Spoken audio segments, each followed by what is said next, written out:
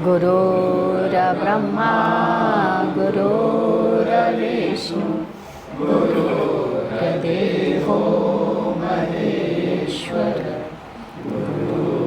साक्षात् परं ब्रह्म तस्मै श्री गुरुवे नमः।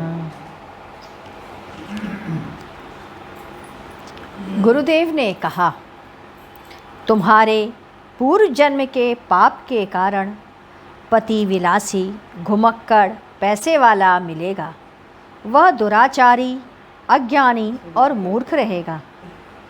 वह विवेक शून्य ही रहेगा तथा तुम्हारे पुण्य और सदाचार के कारण पुरुष ऊंचे के दर्जे को प्राप्त होता है। गुरुदेव ने सुलोचना की कथा बताई। सुलोचना, जिसका नाम कहीं कहीं प्रमिला भी लिखा मिलता है, वह पाताल लोक के नागराज की कन्या, रावण की पुत्रवधू मेघनाद की पत्नी थी। सुलोचना पतिव्रत धर्म से ओतप्रोत थी। मंदोदरी ने उसे पतिव्रत धर्म की बहुत शिक्षा दी। उसने उसे कहा था, तुम मेरी बहू अवश्य हो, परंतु पतिव्रत धर्म में से मुझसे बढ़कर हो। रावण के एक बार स्पर्श करने से माँ सीता अपने को अच्छा नहीं समझती रहीं। पतिव्रत धर्म का निर्वाह करने में पति के अतिरिक्त किसी को मत सोचो। तुम्हारा चिंतन, तुम्हारा मन और तुम्हारा शरीर किसी को स्पर्श न करने पाए, तुम इसकी पत्नी हो, उसी की अंगा हो। सुलोचना आंगन में बैठी थी कि एक भुजा कटकर उसके सामने गिरी। सुलोचना ने कहा, यह तो मेरे पति का हाथ है। दासियों ने कहा, यह तो मेरे पति का हाथ है। किसी भी योद्धा का हाथ हो सकता है।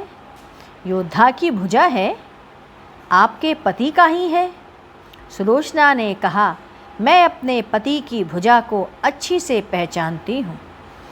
इसी भुजाओं से ही मैं लिपट करके रहती थी। मैं यह कैसे मान लूँ?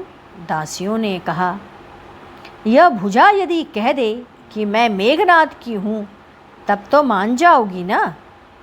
सुलोचना ने भुजा को खड़िया पकड़ाते हुए कहा, हे पतिदेव, मैंने जीवन भर अपने पतिव्रत धर्म का निर्वाह किया है। मेरी लाज रखो। भुजा लिखने लगी, यह भुजा लक्ष्मण ने काटकर तुम्हारे पास भेज दिया है तथा सिर राम के पास भेजा है। सुलोचना रावण से कहती है, हे पिता, आप कितने ही बड़े पराक्रमी हो। मेरे पति की लाश ला करके मुझे दे दीजिए। रावण चुप था। क्या वह युद्ध क्षेत्र में जाएगा? भाभियों ने कहा, हे बहू, तेरे पिता तो मृत संजीवनी के ज्ञाता हैं। उन्हें बुलाकर अपने पति को जीवित करा लो। सुलोचना ने कहा, मेरे पिता ने ही तो उसे मारा है। अपनी कन्या की परीक्षा ले रहे हैं। लक्ष्मण शेषनाग के अवतार और मैं शेषनाग की कन्या। सुलोचना ने मंदोदरी से कहा, मैं अपने पति की लाश लेने युद्ध क्षेत्र में जाऊंगी। युद्ध क्षेत्र में जाकर अपने पति के लाश को पहचान जाती है। वह भगवान राम के चरणों में प्रणाम करती है, हे परमेश्वर, मेरे पति के सिर मुझे दे दे। मैं विनती करती हूँ। राम की आंखें डबडबा जाती हैं। राम ने कहा, यदि तुम कहो तो मैं इसी क्षण इसे जिंदा कर दूँ। सुलोचना ने कहा, नहीं प्रभो, मेरे पिता ने इसके सिर को आपके चरणों में दिया है। दिया हुआ दान वापस नहीं लिया जाता। राम ने वानरों को आदेश दिया, सिर उसे दे दिया गया। सिर पाते ही वह रोने लग गई, उन्मत्त हो उठी। भगवान राम ने कहा, यह सती है। वानरों ने कहा, सुलोचना जब सिर लेकर जा रही थी, यदि यह हंस पड़े तो मैं मान जाऊंगी कि यह सती स्त्री है। सुलोचना ने सिर से कहा, हे पतिदेव, आप हंसकर लोगों का भ्रम दूर कर दें। और वह सिर हंस पड़ा। राम के निर्देश से चंदन की चिता लगाई गई।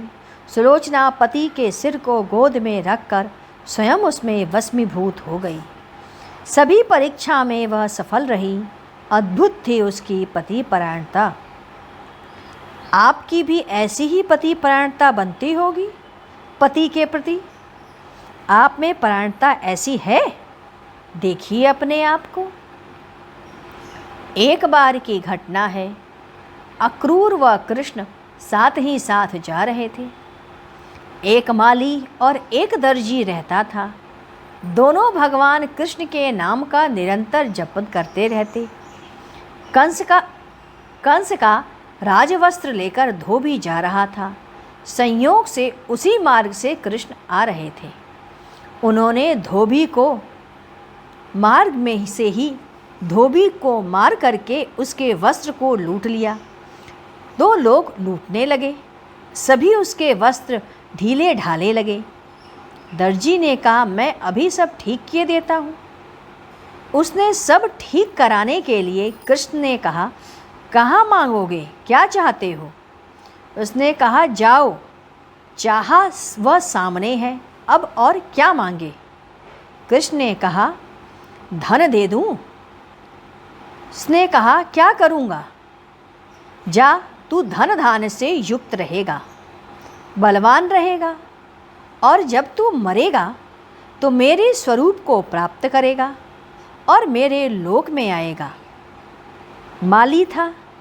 एक एक फूल चुनता था और कृष्ण को अर्पित करता। सुदामा माली कृष्ण कृष्ण रात दिन किया करता। एक दिन कृष्ण अपनी सखाओं के साथ पहुंच गए। कृष्ण ने कहा, माली, इन सभी को माला दे दो या माला पहना दो। उसने पहला माला कृष्ण को बनाकर पहना दिया और शेष सभी सखाओं को। कृष्ण का चरण स्पर्श किया। भगवान ने कहा, माली, क्या चाहते हो, क्या दूं तुझे? माली ने कहा, प्रभु, मेरा चिंतन ऐसा कर दो कि तुम्हें ही जपूं, तुम्हें ही जाऊं। कृष्ण ने कहा, एवमस्तु, मरने के बाद मेरे लोक में आ जाओ।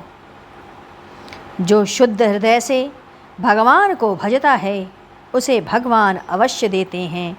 देर या सबेर वह उसे अवश्य प्राप्त होते ही हैं।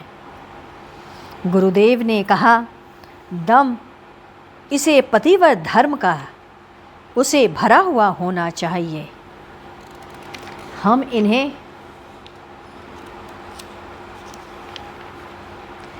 इन्हें बार बार छीलेंगे ज़रूर।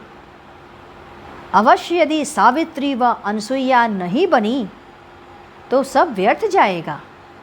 एक एक उदाहरण इन्हें देते हैं, इसीलिए मेरे न रहने पर भी यह यही कहेंगे कि वह हमें कुछ ज्ञान देकर गए हैं।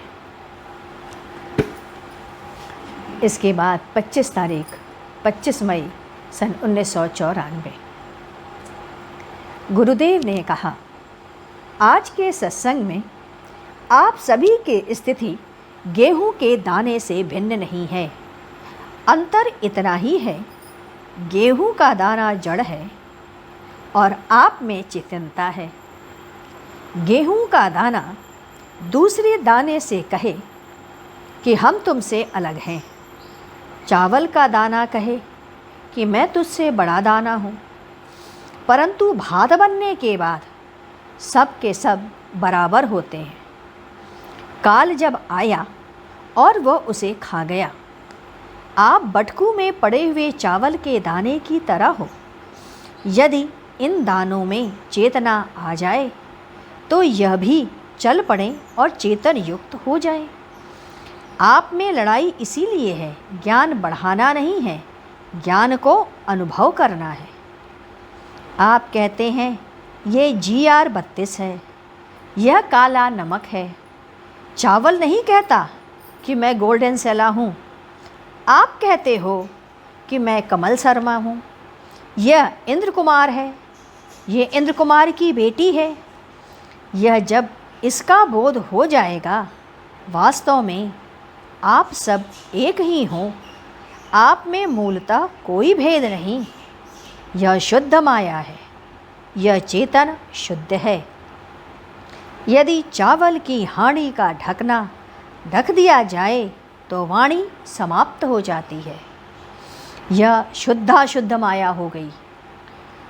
अब आपको तटस्थ हो जाना है, यानी साक्षी भाव में आ जाना। बेटा मर गया, मकान गिर गया, आपको क्या करना है? चुप रहना है, देखते रहना है, बोलना नहीं, उसे समझना है। आइए हम लोग गुरु कीर्तन करें। ओम गुरु गुरु गुरु गुरु जय गुरुदेव। ओम गुरु गुरुदेव जय गुरु जय गुरु जय गुरुदेव। गुरु गुरु गुरुदेव जय गुरु जय गुरु जय गुरुदेव। गुरु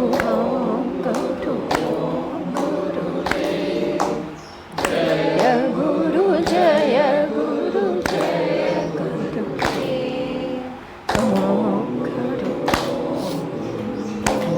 गुरुदेव जय गुरु जय गुरु जय गुरुदेव। ओम गुरु जय गुरु जय गुरु जय गुरुदेव। ओम गुरु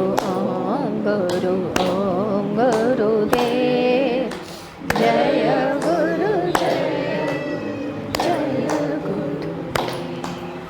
ओम गुरु